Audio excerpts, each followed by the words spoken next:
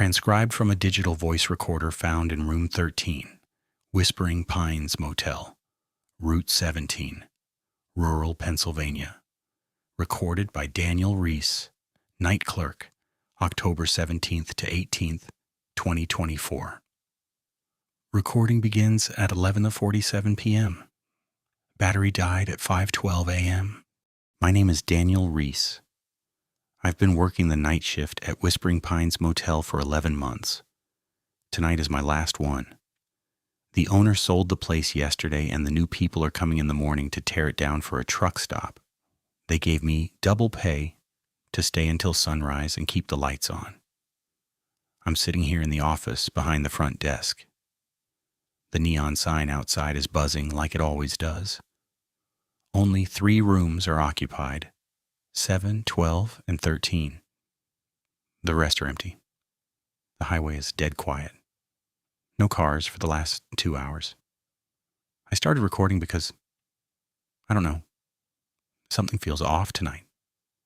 Not the usual quiet. A different kind of quiet. Like the whole motel is holding its breath. I've got the security monitors in front of me. 6 cameras, parking lot, lobby, hallway, back door, and 2 on the cabins out back.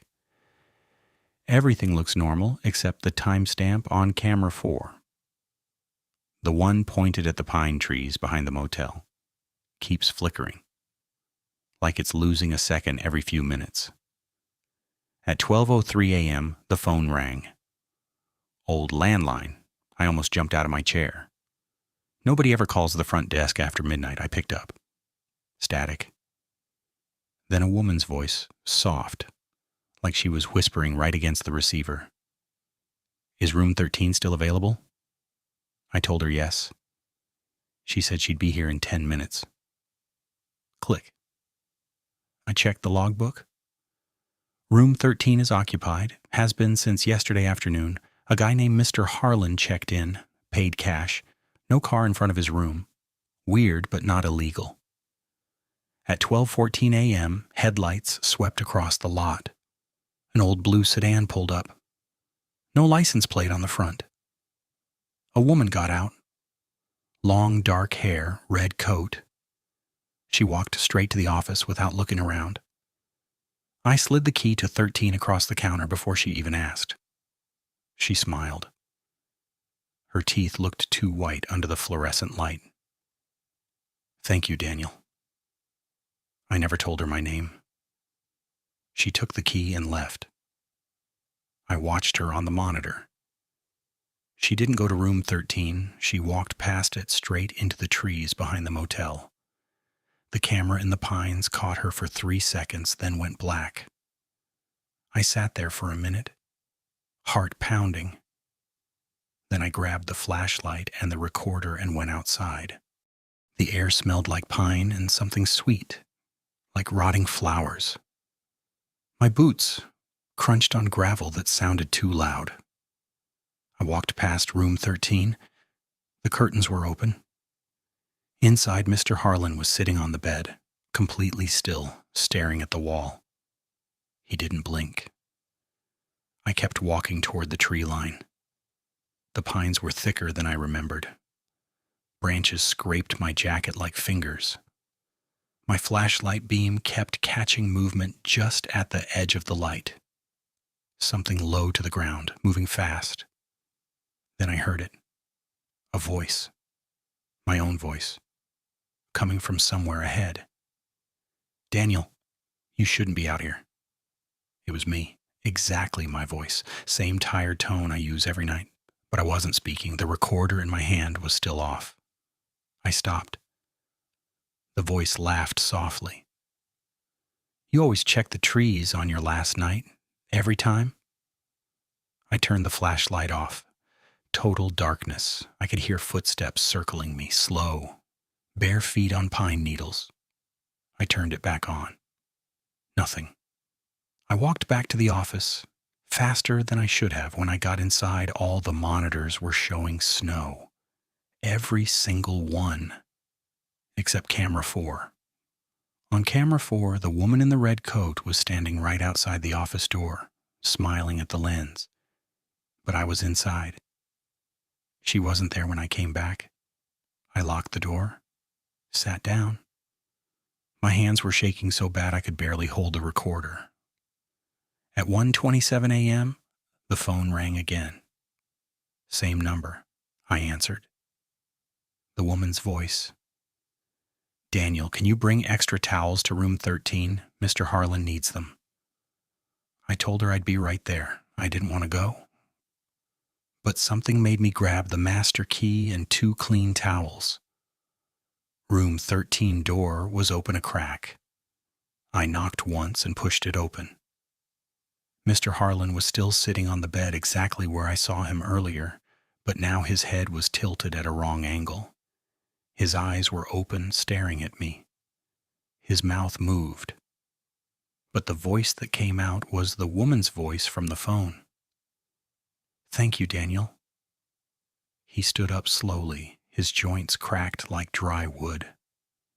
I dropped the towels and ran. Back in the office, I locked the door again and pushed the desk against it.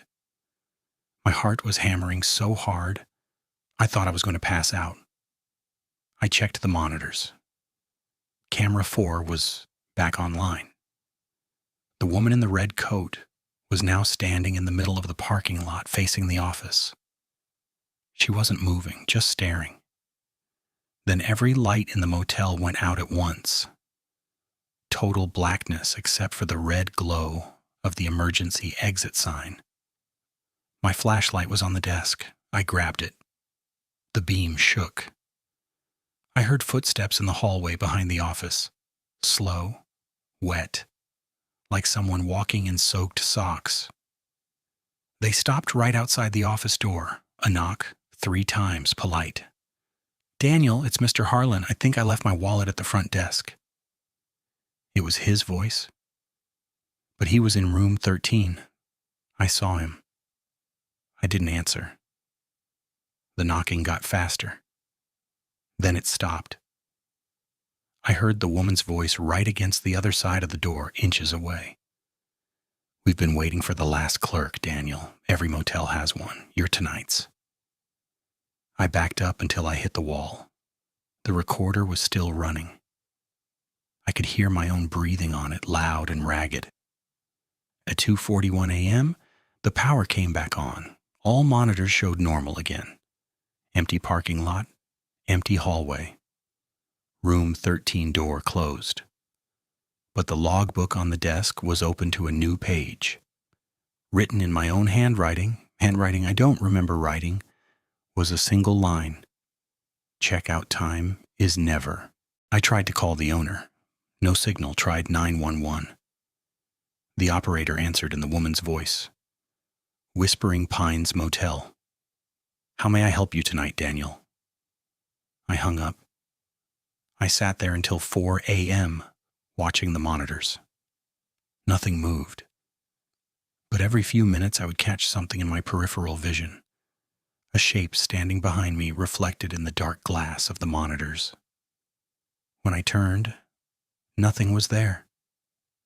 At 4:33 a.m., the phone rang one last time. I let it ring. On the 6th ring, I picked up. Mr. Harlan's voice, calm and friendly. "Daniel, the new owners are here early. They want to see the night log. Can you come outside?" I looked at the monitors. 2 figures were standing in the parking lot. The woman in the red coat and Mr. Harlan. They were waving at the camera like old friends.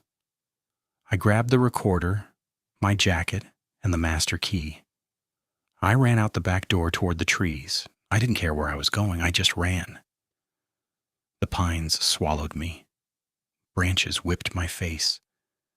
I could hear them behind me now, both of them, laughing and calling my name in perfect unison. I ran until my lungs burned. Then I tripped over something soft on the ground. It was a digital voice recorder, exactly like the one in my hand. Same model, same scratches. I picked it up. It was still recording. I pressed play. My own voice came out. "My name is Daniel Reese. I've been working the night shift at Whispering Pines Motel for 11 months. Tonight is my last one. It was this exact recording. Playing from a device I hadn't dropped yet. I dropped both recorders and ran again. I don't know how long I ran. Eventually I came out on the highway. A truck stopped. The driver looked at me like I was crazy. I begged him to take me anywhere else. He dropped me at a gas station 20 miles away at 5:58 a.m. I'm sitting here now, recording this final part on my phone. The sun is coming up. I'm never going back to that motel. But here's the part that scares me most. When the truck driver asked my name, I almost said, "Mr. Harlan?" And when I looked in the bathroom mirror a minute ago for just a second, I saw the woman in the red coat smiling behind me. The motel is being torn down today. But I think some places don't get torn down. They just change the sign. And the night clerk position is never really vacant. This is the end of the recording. If you find this, don't take the night shift at Whispering Pines. They already have someone. They always have someone. End of recording. Device recovered from a rest stop payphone, October 19th, 2024. Daniel Reese listed as missing.